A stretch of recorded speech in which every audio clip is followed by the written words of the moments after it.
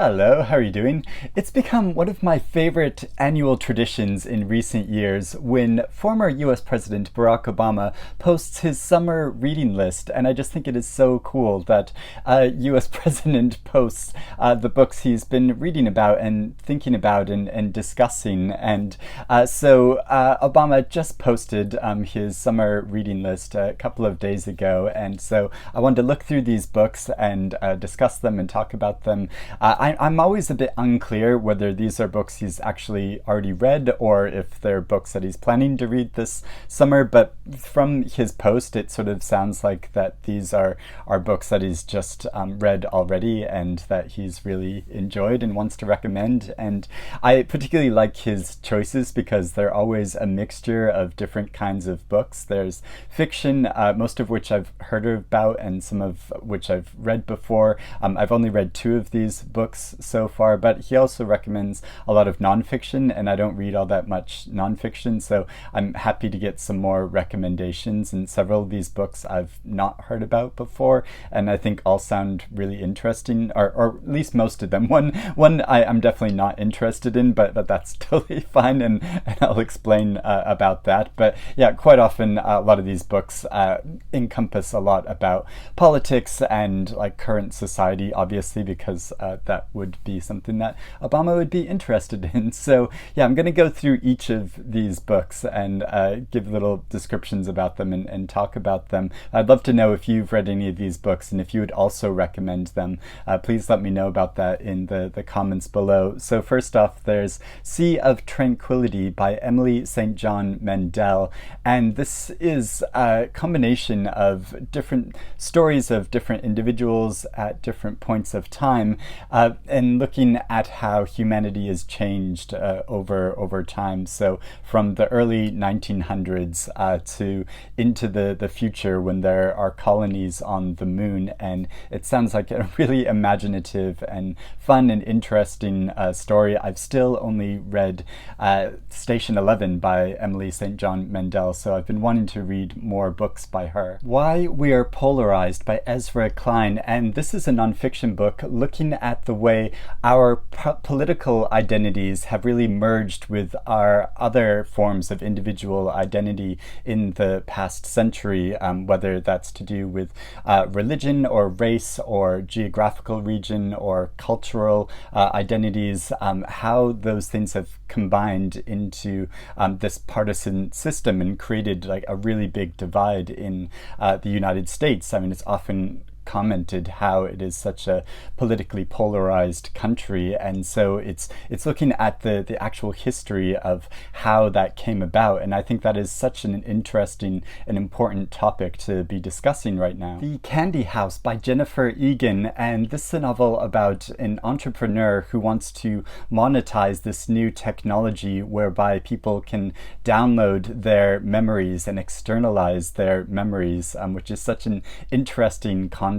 And yeah, this is a novel I've been really wanting to get to. It has such a shiny cover, so it's sort of hard to hold up in front of the camera, but something I want to warn again about: if you get a UK edition of this book, which is really beautiful and has this fun cutout of the inside, but how delicate the cover is. So mine has got torn, and I know other people have commented how their copies have been torn, but yeah, the inside cover is so cool. So I think you could just get rid of this and just have the cover like this, couldn't you? A Little Devil in America by Hanif Abdurraqib, and this is a nonfiction book that I remember was in a number of best books lists of last year, and a title that I'd been really meaning to get to because it sounds like really interesting, looking at the history of Black performance in America and different forms of Black performers, and it cites some who are very famous and very well known and others who aren't so well known. And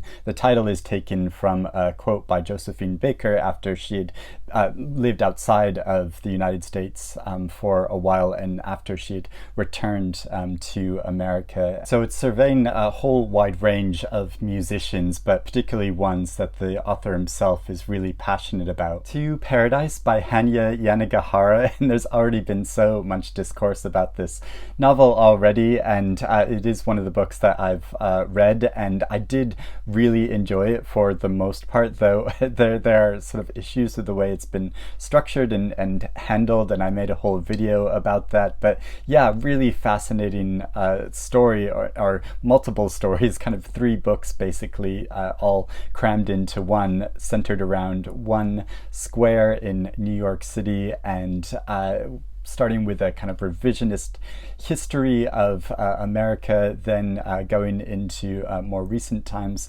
story that has to do with illness and issues to do with nationality, and then a future set story where it's a kind of dystopian where illness has rampaged around the world and really rules and regulates everyone's lives. And so yeah, a really big epic story that I found so involving and enjoyable. Silverview by John le Carre. This is the master of spy writing's posthumous novel that was published after his death, and it's about a man who wants to settle down into a very quiet life and start a bookshop, having left his high-flying job in the city, but then finds himself drawn into much bigger events to do with spies and national secrets. And so yeah, it sounds like quite a thrilling story, and I've actually never read any John le Carre. I don't know if this would be the best place to start because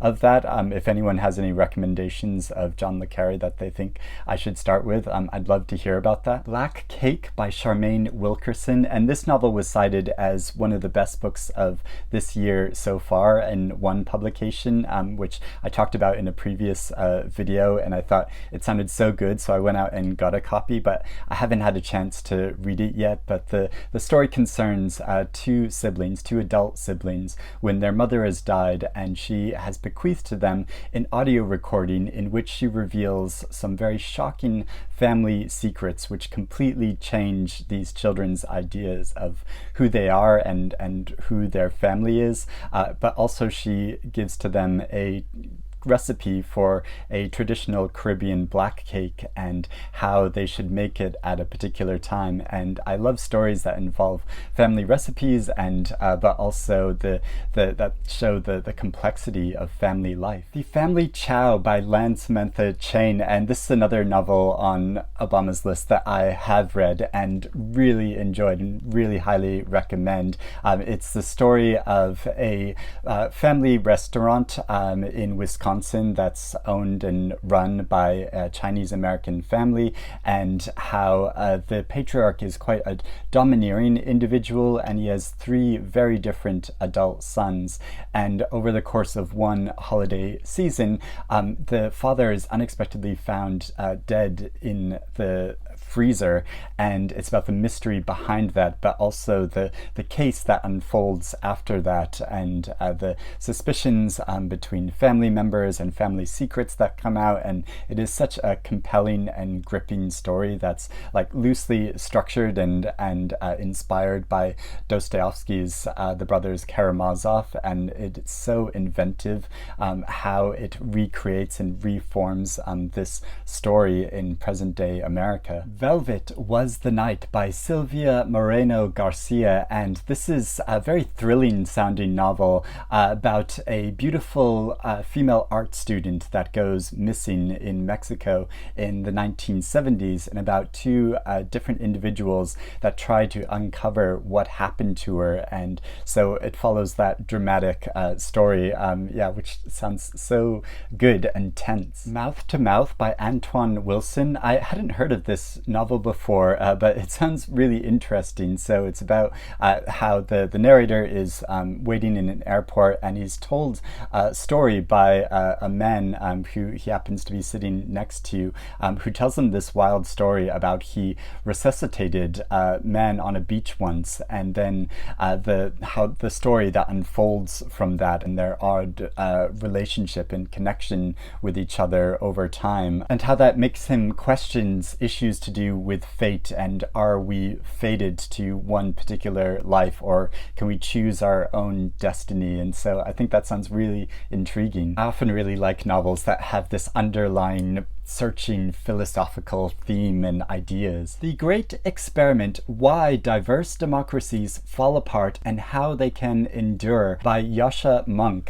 And this is another nonfiction book that sounds somewhat similar to Ezra Klein's book in examining how many modern day democracies are made up of so many diverse individuals, obviously with very different opinions, and the struggle of how these very diverse people can come together with a unified system by which their country should be run. And I think it's only natural to question, based on recent years and how things have played out, whether democracy is the best system by which to try to unify people in this way and to run a country as like a political system. And I know it's almost sacrilege to even question that, but you have to wonder sometimes, like, is this the best system? And so I think this sounds like a really interesting book which looks at like positive ways in which democracy can be used to unify people in this way, and or at least like bring them together in a common system by which we can all live peaceably. The School for Good Mothers by Jessamine Chan, and this novel about a woman in this kind of dystopian type setting where she leaves her child for a brief amount of time, and then that is discovered, and so she's sent to kind of reform school to learn how to be quote unquote good mother. And this is another book that is listed in some of the best books of the year so far lists, and that's where I first heard about it, and I think it does sound really intriguing, though I have heard very mixed opinions about it, so I'm not sure if I want to give it a try or not. Razorblade Tears by S.A. Cosby, and this is a book I remember being talked about a lot last year, that I think it's basically a thriller, but also has a really interesting concept behind it, in that it explores two different fathers, one white and one is black. They both have a criminal past which they've left behind, and they both have sons who and their sons became lovers, and neither of them approved of their son's relationship, but their sons are both found murdered, and they go on this quest to try to discover what happened to them and who their killers were, and in the midst of this have to try to reconcile with these conflicted ideas they have about their sons. And so yeah, that sounds like such a good concept and a really meaningful story, while also telling a really thrilling tale. And finally, there is Blood in the Garden by Chris Herring, and this is a nonfiction book looking at the history of the New York City Knicks, the basketball team in the 1990s, and I just have no interest in this or basketball, and I mean, Obama even cites in this that it's for Knicks fans, and I imagine if you are a fan of the Knicks, you will be absolutely gripped and fascinated by this book, but I'm not all that interested in it, but that's fine. And it was funny how Stephen King commented on Obama's post recommending another basketball book, so it's fine, they can have their blokey moment of looking at the history of basketball, and but I'm personally just not all that interested in it. So yeah, a number of good recommendations from Obama here, and a number of books that I want to get to reading. Like I said, I'd love to know if you've read any of these books and would also recommend them, or if you're interested in reading any of them now, please let me know about that in the comments below. But I hope you have a good day and are reading good things. I'll speak to you again soon. Bye bye.